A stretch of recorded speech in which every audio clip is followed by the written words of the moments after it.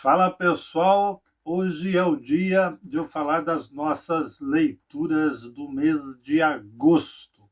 Então, eu li estes quadrinhos aqui neste mês que passou. Vamos apresentá-los para vocês. A aventura Hienas Humanas, da nossa última graphic novel, a de número 16. Os 3 arcos do mensal, 667 a 669. Eu também li Olhos na Escuridão, nosso Maxitex número 9. O último, edição especial colorida, A Bela Ladra, edição de número 22. E retomei as leituras de Tex Coleção, que eu não li no mês passado, lendo os volumes do 44 ao 47. Então eu vou resenhar essas edições e vou apresentar as demais. Vamos iniciar com Hienas Humanas, um graphic novel escrito pelo Ruyo, desenhado pelo Rotundo, o Máximo Rotundo, que é o responsável pelo Tex Gigante, junto com o Ruyo também. O Tex Gigante número 30, Tempestade em Galveston. Então, nesta edição, ela começa na cidade de Casas Grandes, em Chihuahua, no México, e já tem início com um tiroteio de Tex e um meliante. O meliante, Brad Bonner, um perseguido pela justiça, do qual Tex se enfiou no México para capturá-lo. O problema é que esse cara tem uma recompensa poupuda, né, de $1.000. E isso desperta o interesse em 4 caçadores de recompensa. O Michael Curry, o Nigel Walker, um ex-Buffalo Soldier, o ex-xerife Jason Milk e um jogador profissional, que é o que recruta esses outros 3, que se chama John Turret. O Turret, ele faz ali um esquema de sorte, né, sendo ele um jogador, para ver quem consegue tirar das mãos de Tex Willer o Brad Bonner. E a aventura se passa totalmente aí.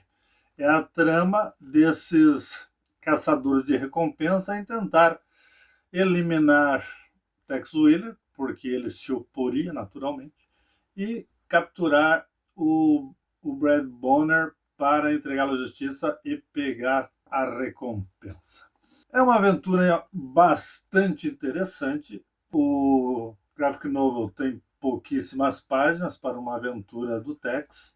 Tudo tem que ser resolvido em 50 páginas, mas o Ruyo dá conta dessas 50 páginas e o Rotundo apresenta uma belíssima... Deixa eu ver uma página aqui que não altere os acontecimentos. Então, o Rotundo ele tem uma bela arte, bastante característica, e eu gostei muito desta edição. Então, esta é a graphic novel número 16. Vamos então para os arcos do mensal. Os arcos do mensal, eu já fiz na semana passada um vídeo somente sobre eles, fazendo a ligação desta aventura com as referências que ela própria cita. Se trata de 4 viúvas cujos maridos, geralmente com problemas com a lei, são vitimados por Tex Willer. Então se desenvolve uma articulação para eliminar Tex Willer por vingança. Essa aventura também é do Ruyo, e nos desenhos tem característica peculiar. O Ernesto Seixas, que começa esta aventura, ele falece durante o desenrolar da aventura. Ele não consegue concluir essa aventura. Então, o traço é terminado por Giovanni Frigieri. No segundo arco, de número 33 para quem está começando agora, 668 para quem é colecionador antigo, os traços do Seixas se desenrolam até a página 38. E já na 39 nós temos o traço do Frigieri. E a partir daí o Frigieri conclui a história. Essa história das viúvas, ela tem uma amarra com um bandido, um desesperado mexicano de nome José Mesa, que vai dar ali uma pitada nos perigos que os pardes se envolvem. É uma aventura que não tem o de Jack Tigre, mas envolve Tex Carson e Kit Wheeler. Mas se destaca tanto a arte do Seixas quanto a arte do Frigieri. É o nosso último mensal. Outra edição lida e que eu achei a melhor de tudo que eu li, eu evito falar o que eu acho de ruim e o que eu acho de bom, porque o meu gosto não deve interferir na experiência de vocês. Então, Tex não tem aventuras péssimas, né? Tem algumas mais fracas, outras mais elaboradas. Quando eu enalteço uma aventura, é porque de fato eu realmente gostei. Esta aqui é uma aventura muito boa. A edição especial colorida, ela é uma porta de entrada para os novos artistas de Tex. Não é este caso aqui, até porque esta é uma aventura completa, né? Toda a edição de 162 páginas é dedicada à aventura Bela Ladra. Ela também é escrita pelo Ruyo, que está se desdobrando aí com o Tex. E ela tem a arte, e uma arte muito bacana, da Laura Zucchelli. A Laura Zucchelli já se destacou no Gigante 34, escrito pelo Bozelli, A Vingança de Doc Holliday, em que ela mostrou todo o seu potencial. A sua arte colorida é tão bela quanto, embora eu confesso que eu prefira a arte preto e branca, mas eu tenho realmente uma preferência pelo Tex preto e branco, mas essa colorização da Laura e os traços dela realmente é digno de nota. Uma aventura muito bacana envolvendo uma ladra especialista. Ela já começa a aventura dando um golpe no Kit Wheeler, que está numa barca no rio Mississippi, em Nova Orleans. É como começa a aventura. E o Kit Wheeler está atrás dela como Ranger, né? É uma daquelas aventuras em que bate o martelo que o Kit Wheeler é Ranger. Lá nas leituras do Tex Coleção, eu expliquei por que o Kit Wheeler é Ranger e o imbróglio que envolve isso. Confere lá, eu vou deixar até o card aí para vocês conferirem.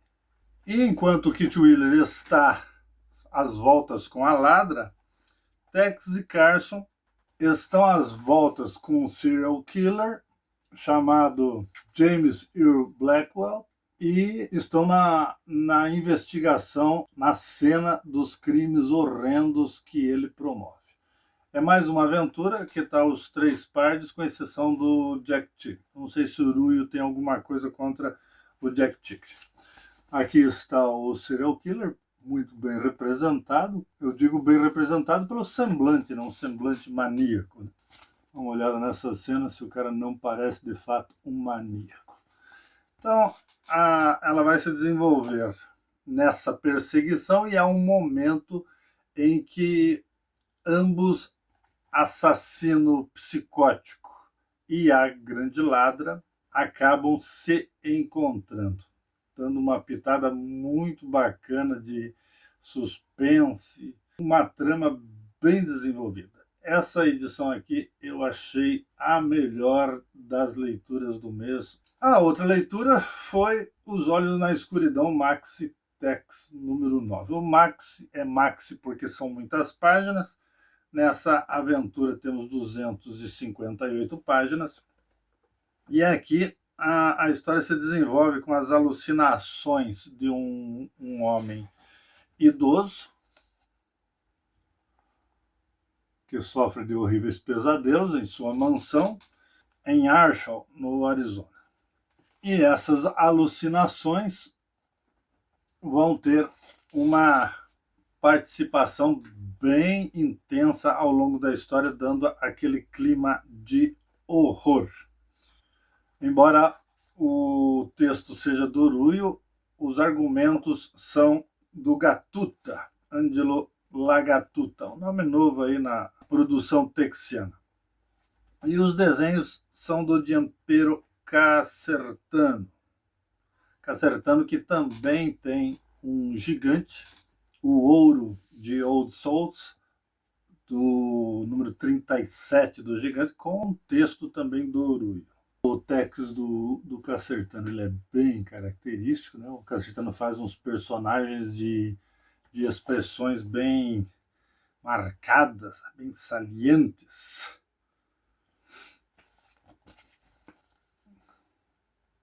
Tornando o traço dele bem característico.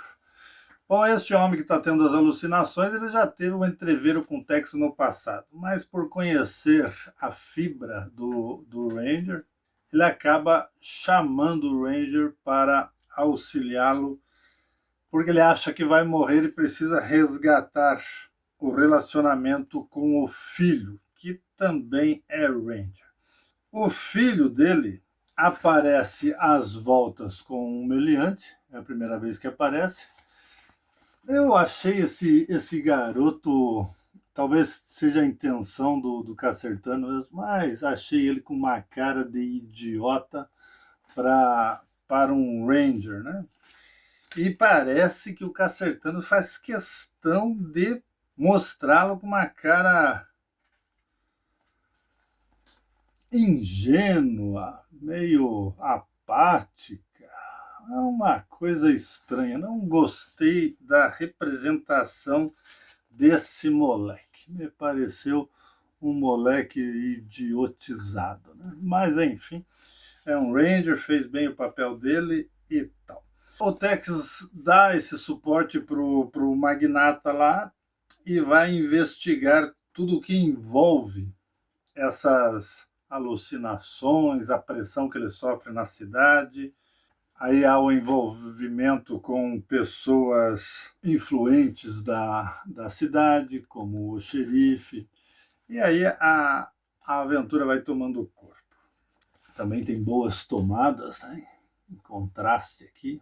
Agora, uma questão que eu achei reprovável, porque fere a mitologia do personagem, isso se dá quando o Tex, estando no encontro de filho e pai, o velho Cardwell, ele deixa eles à vontade e, ao sair da sala, ele percebe a criada ouvindo atrás da porta.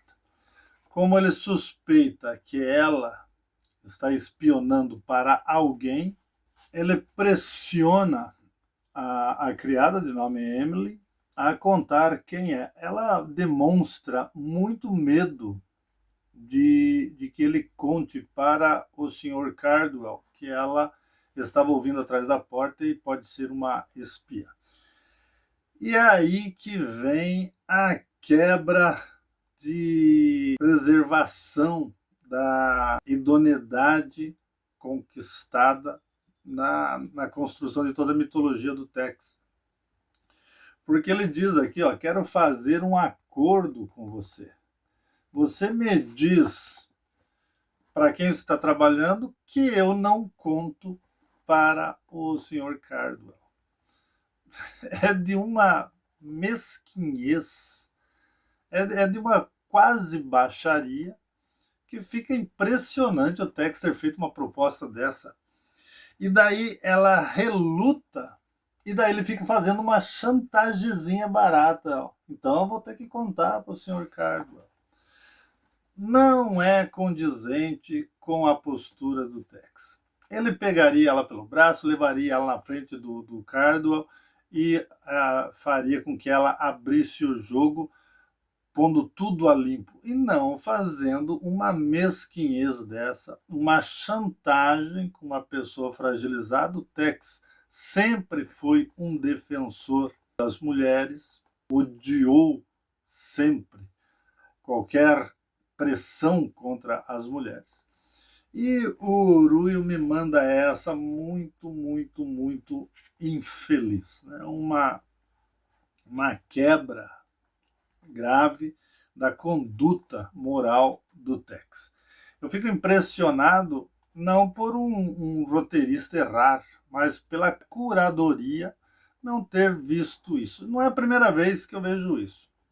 Há um mensal do Tigre Negro em que o Tex toma uma mulher como escudo e ameaça o feiticeiro lá, dizendo que vai dar um tiro na cabeça dela caso ele não faça o que o Tex está mandando. Isso é ainda mais grave. Isso é ainda mais grave. Foi um erro do Nise com desenhos do Civitelli na Aventura do Tigre Negro, e que realmente foi o pior que eu já vi de quebra na conduta moral construída na mitologia do personagem. Então isso desabonou bastante esta edição para mim. Não suporto esse tipo de erro, e é realmente desnecessário.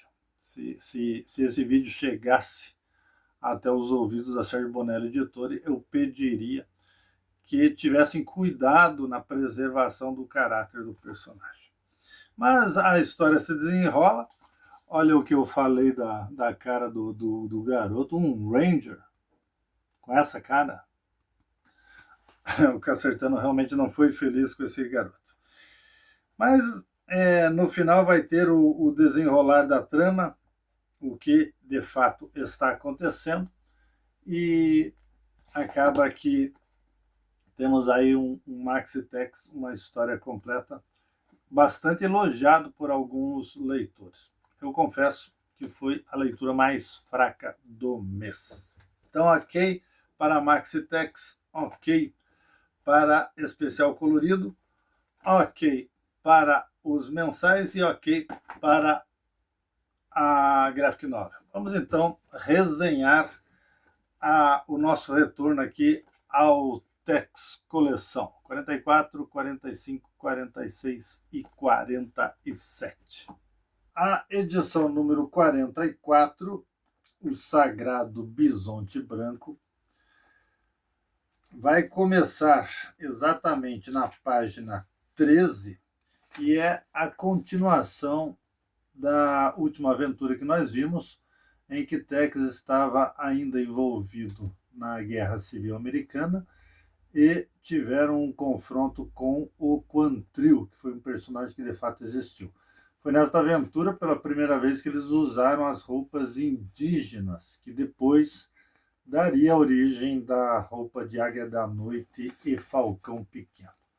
Então, naquele fim de episódio, o Tex estava bastante ferido e eles foram de carroça para a reserva naval. Então, esta aventura ela tem início com o Tex, depois de recuperado, como trato recordatório aqui, está junto com o Tigre Kit caçando bisontes. E ao binóculo eles percebem que há um índio amarrado em um dos bisontes. E pelo dantesco do evento, eles vão tentar separar este bisonte e salvar o índio. Conseguido isso, o índio moribundo relata que é um Hopi e dá as informações referentes a uma espécie de sacrifício que ocorre numa tribo de Hopis. Ele morre logo após isso, e os três partes, discutindo sobre o assunto, vão pegar aquele bisonte que eles abateram, no qual o índio estava amarrado, para retirar as partes comestíveis, né, para levar para a aldeia. E eles encontram vários indícios curiosos, inclusive um amuleto amarrado à testa do bisonte. E isso é a gota d'água para que eles decidam investigar o caso. Eles vão até a reserva, levar a carne, e depois seguem a trilha que o índio havia informado. Junto a índios Hopis, eles descobrem a localização exata daquela tribo que promove aquele tipo de sacrifício, mas eles são orientados que aquela tribo está alheia aos demais Hopis e que não são flor que se cheire. Em meio às paradas nas ruínas de uma cidade deserta, da qual eles foram orientados a seguir para lá, para encontrar o local, eles se deparam com um grupo indígena que usa capuzes com chifres de bisontes e que são os índios do Sagrado Bisonte Branco. Eles vão saber disso logo depois. Eles são atacados, há uma luta, e depois eles sabem que estes homens que foram derrotados, mortos, estavam atrás de uma índia que estava escondida naquelas ruínas. Essa índia seria oferecida em sacrifício. Então ela relata isso. O que acontece é que Tex e Tigre vão investigar a tribo e pedem para que Kit volte com a índia para a reserva Navarro a fim de trazer também reforços. O problema é que Kit e a índia, que se chama Marrena, encontram uma patrulha dos filhos do bisonte e são capturados. Enquanto isso, Tex e Jack Tigre entram no vale, onde há a aldeia dos índios Hopi, através de túneis que a Marrena orientou para que eles seguissem. E ao conseguirem acessar o platô onde há um templo e a tribo dos Hopi, eles observam justamente, o Tex e o Tigre, a chegada do Kit e da Marrena como prisioneiros.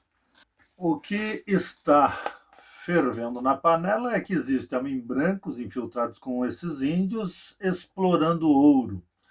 Esses índios são fanáticos por um deus chamado de Bisonte Branco e escravizam outros índios da tribo Hopi que acabam trabalhando para explorar o ouro. E de tempos em tempos eles fazem um sacrifício que consiste em amarrar um dos homens no dorso de um bisonte. O Sagrado Bisonte Branco é um bisonte empalhado que fica em cima do templo e que de sua boca jorra o uísque para os índios durante o ritual.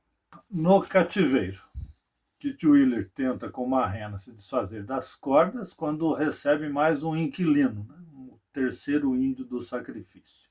São sempre 3 os sacrificados. Nos túneis, Tex e Tigre acabam entrando em confronto com as sentinelas e Tex concebe um plano para que o Kit pegue as roupas de um dos sentinelas mortos que vem rodando pelo rio subterrâneo do qual eles acessaram o vale. Enquanto isso, Kit e os prisioneiros conseguem fugir, atacando os homens que vêm trazer a comida, depois de eles serem soltos. Curiosamente, aqui o Kit faz uso de uma faca escondida no abdômen e não aquela tradicional faca que ele leva às costas. Mais curiosamente ainda, mais à frente, essa faca vai aparecer às costas. A fuga deles gera um pandemônio lá no templo, eles se refugiam num depósito de armas e de uísque, inclusive que dá acesso ao topo do templo, e nos túneis o Tex se mantém aguardando, enquanto o Tigre, com a roupa do índio que eles abateram, vai se infiltrar em meio aos combates que estão acontecendo no templo. Kit vem alardeando aos gritos que os navarros estão chegando, o pessoal que está tentando entrar no depósito em que Kit está escondido acaba engolindo o engodo E é assim que Jack Tigre consegue acessar aos fugitivos. E acaba ficando no templo junto com eles, enquanto eles estão tentando entender o que está acontecendo.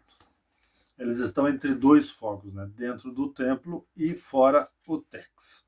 Kit Wheeler sobe no topo do templo, se desfaz da carcaça do bisonte, que é tido como um deus, né? Dentro tem uns mecanismos, dentro da carcaça, que faz o ídolo projetar luz pelos olhos, lançar o uísque pela boca e tal. Lançando o bisonte abaixo, ele acaba provocando a ira dos fanáticos e então começa um sítio, né, enquanto eles se protegem em cima do templo.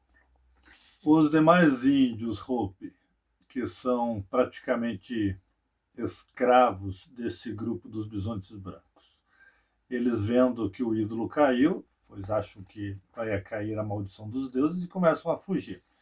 Nisso, o feiticeiro, que é o grande responsável por tudo, de nome Talikai, ele acaba correndo para impedir a fuga dos índios, né? E ele é alvejado nas costas por aquele índio que estava destinado ao sacrifício. Assim, morre Talikai, começa a ruir toda a estrutura hierárquica daquela tribo, e os brancos resolvem fugir, mas querem levar o ouro. Então, eles próprios começam a deliberar a fuga com o ouro, acabam roubando para a montaria o dinamite do Tex e o diablo do Kit, os dois cavalos, nas palavras do Tex, mais velozes do Arizona, e acabam até se matando entre si, né? Deixando um ferido para trás. Quando há derrocada total, Tex se aproxima, libera os remanescentes, né? E conversam com o branco moribundo. E ele fala que os comparsas estão fugindo com ouro para a cidade de Angel. Termina esta edição. Na próxima aventura, de número 45, Suplício no Deserto. Então, a conclusão dessa história. Os bandidos fogem para o deserto, eles estão montando dinamite e diablo, e há a perseguição dos pardos junto à marrena, que continua com eles. Em um determinado momento, eles resolvem se dividir. Tex e Tigre vão por um atalho mais perigoso. Kit Wheeler e Marrena seguem a pista pelo deserto. Os bandidos entram em conflito por causa de água, já que um deles levou o cantil com o uísque. Eles acabam se separando.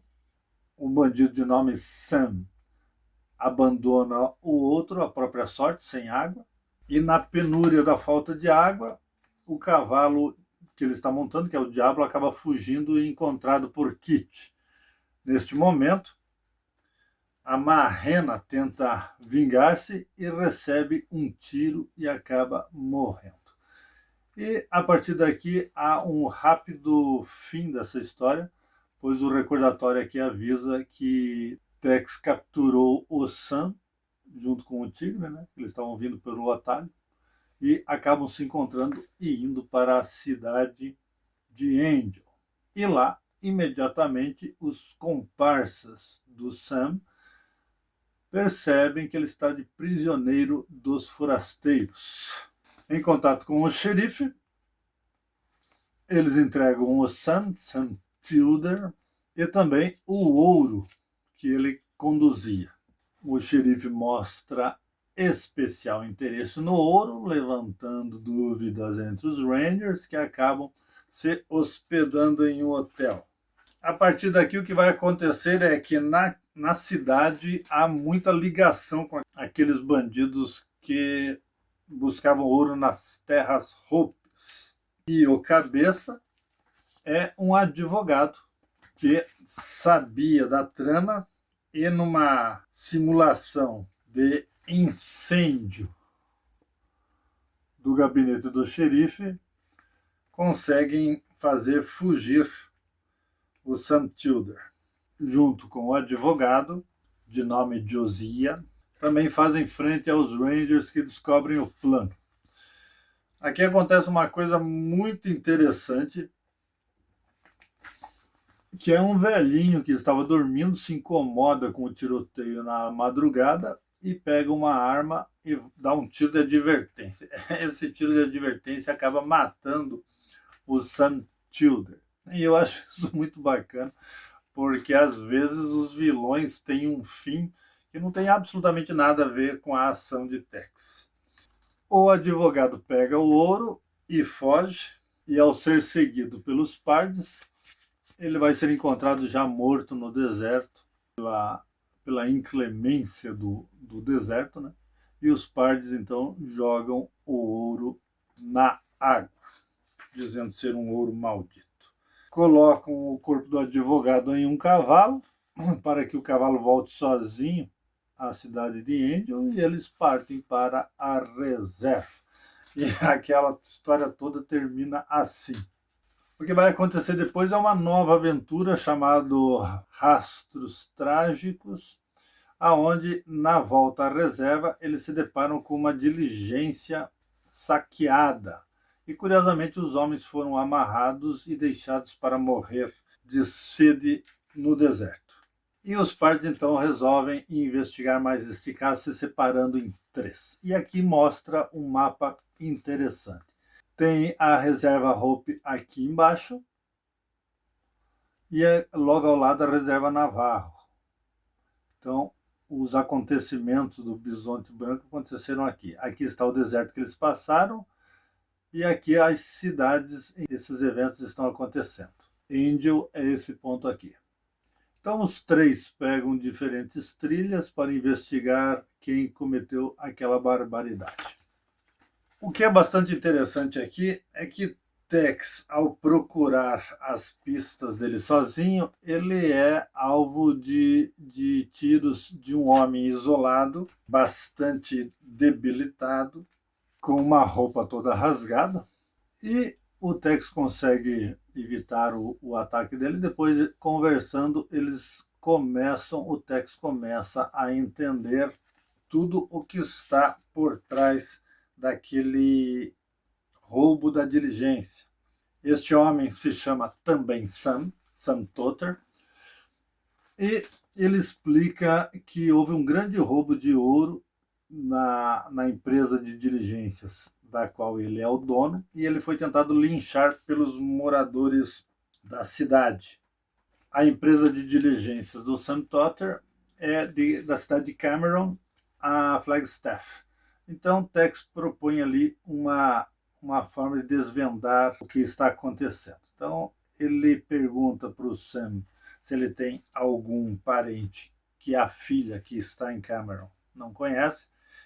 E Tex entrega as suas roupas e pega as roupas do Sam, né, toda rota. E aqui vai ter algo bem interessante. Observe que o Tex está aqui com a sua roupa.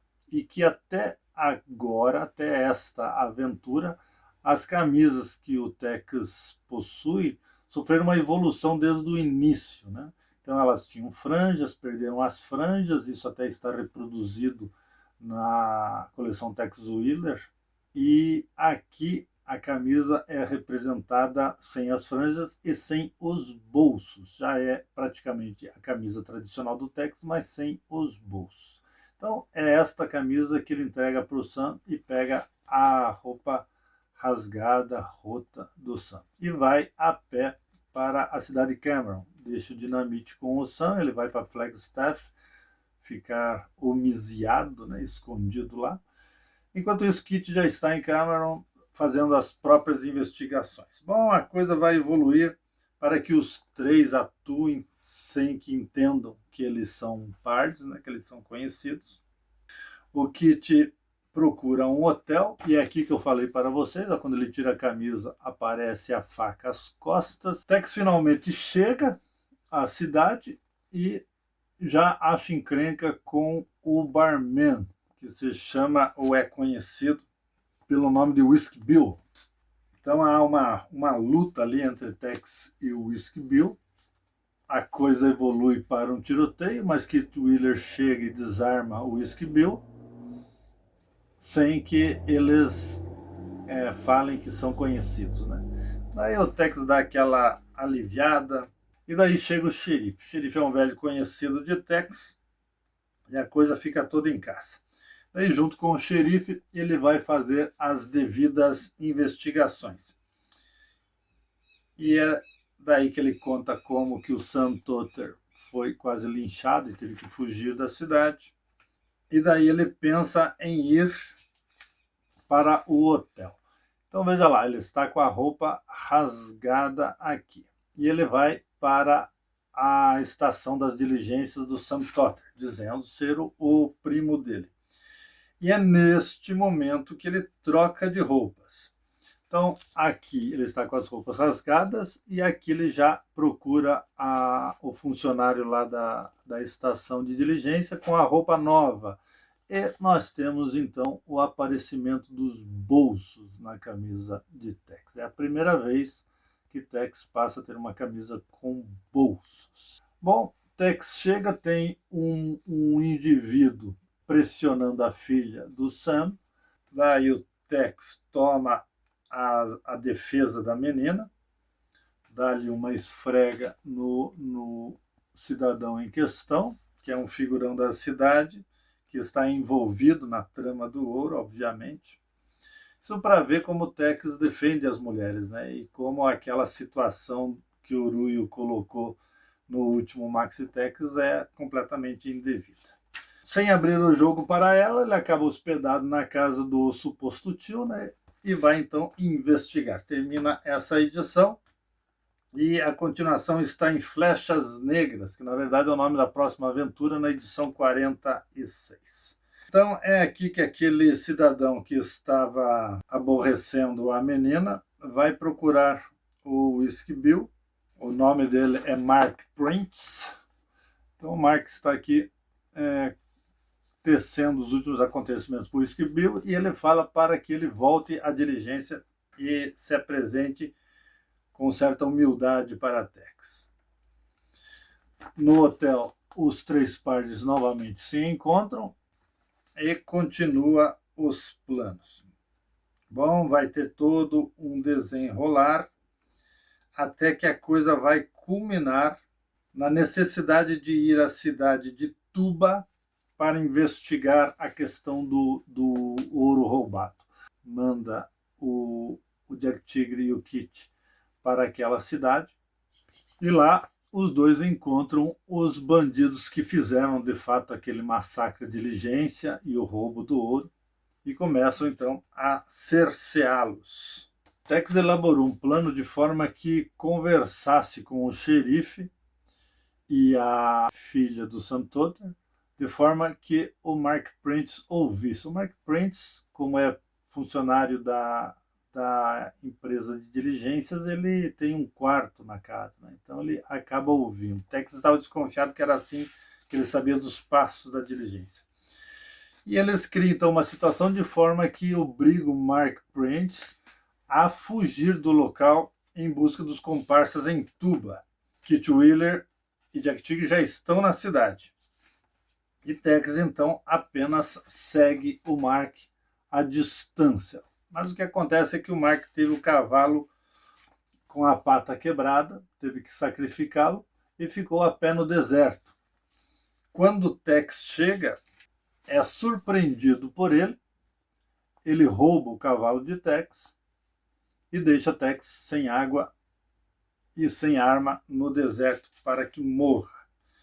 Só que Tex é navarro, né? Então ele já tira um pedaço de um cacto, espreme, pega água no chapéu para beber e segue destino pelo deserto a fim de chegar a Tuba.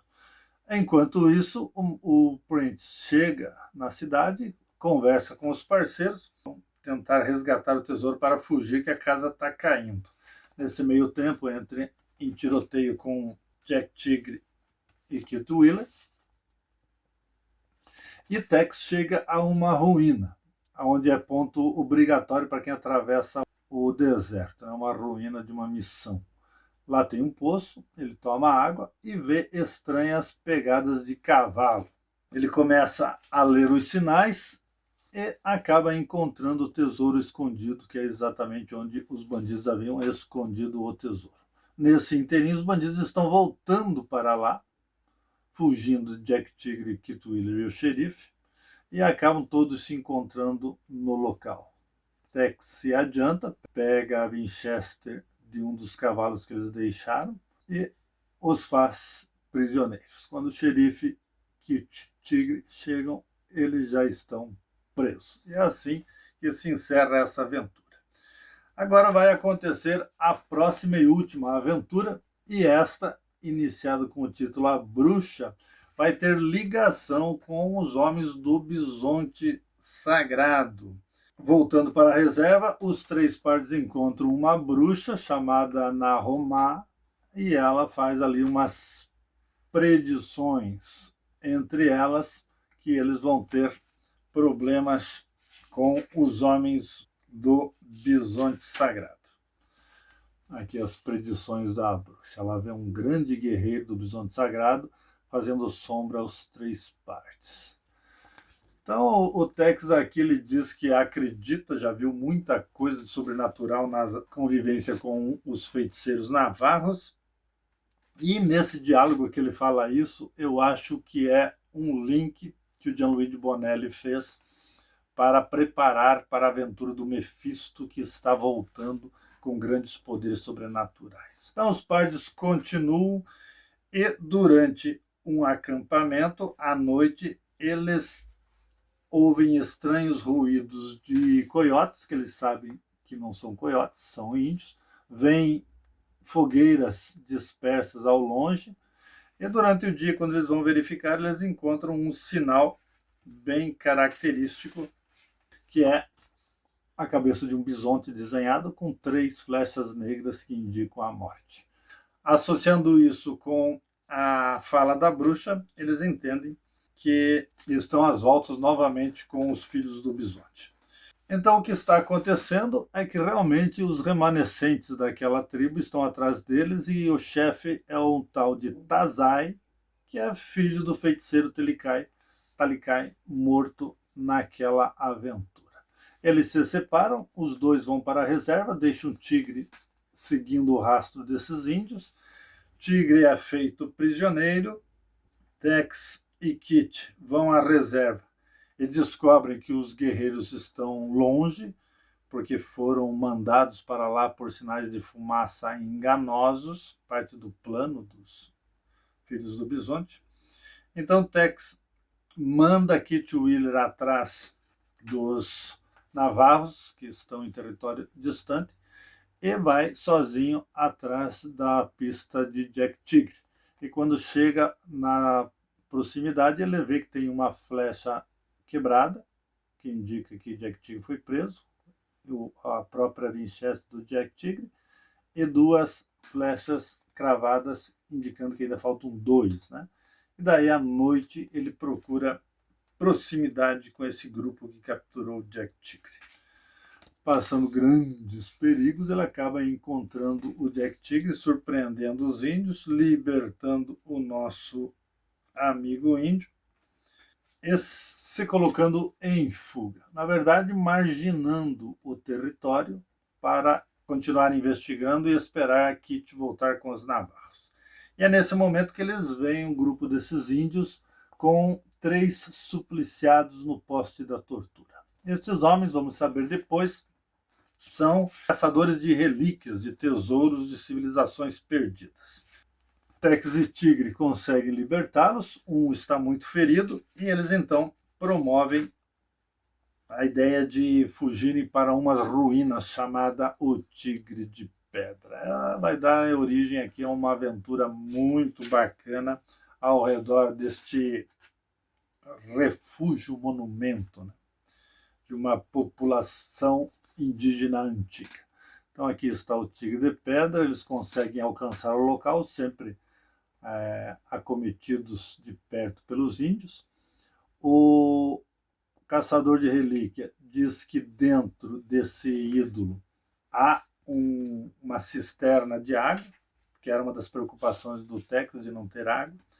Então eles vão sofrendo um assédio ao redor dessa estátua, enquanto investigam, através de um mapa que um dos homens tem, a possibilidade de entrar dentro das ruínas. Acaba então esta aventura da edição 46 e vamos para a última aventura, a edição 47, O Enigma da Estátua. E aqui vai haver então toda a continuidade da aventura. Eles conseguem acessar o interior da estátua, deixam lá dentro o amigo ferido, conseguem verificar a existência da cisterna, acham muito estranho que a água está em movimento, e isso vai dar aí um mistério bacana nessa aventura, e aí eles passam a sofrer o assédio dos índios, né? Em determinado momento, eles ouvem gritos, eles estão lá fora, até preparando um cavalo para comer, né, que eles capturaram. Eles ouvem gritos e quando chegam lá, o homem ferido havia desaparecido e novamente a água está agitada. Tex mergulha para saber o que está acontecendo no fundo e vê, numa das passagens da água pelo fundo, que tem umas barras de ferro alargadas, que passaria o corpo de um homem. Então eles começam a imaginar que há algum inimigo dentro da estátua, né, sendo assediados, até que Kit Wheeler volta com os navarros para acabar com o assédio. Eu estou louco aqui para revelar o motivo do mistério da cisterna, mas vou me conter, né? A aventura termina com a revelação daquele mistério e a chegada do Kit com os navarros. Ao terminar, eles voltam para a aldeia Navarro, chegando em grande festa e sendo recebidos por Kit Carson. Isto daqui vai mostrar o início de uma nova aventura. E uma aventura muito importante, que eles denominaram aqui a Revolta dos Apaches. Eu não posso mostrar essa página, senão eu vou mostrar o motivo do mistério da cisterna. Mas essa Revolta dos Apaches vai ser uma grandiosa aventura já publicado pela VEC, que é a Batalha dos Vingadores. Esta é a edição de número 38 do mensal, e que trouxe essa aventura, e ela começa exatamente naquele quadro em que Tex volta para a aldeia Navarro e se deparam com Kit Carson. O recordatório só fala um dia na aldeia dos Navarros. E aqui o recordatório da página anterior, que eu não posso mostrar, fala que na tarde seguinte eles chegavam à aldeia dos Navarros. Então essa aventura eu vou deixar para o próximo mês. Este mês, né? Então essa foi a continuidade do Tex Coleção. Ok, pessoal, obrigado por ficarem até aqui. Forte abraço e até a próxima semana. Até lá!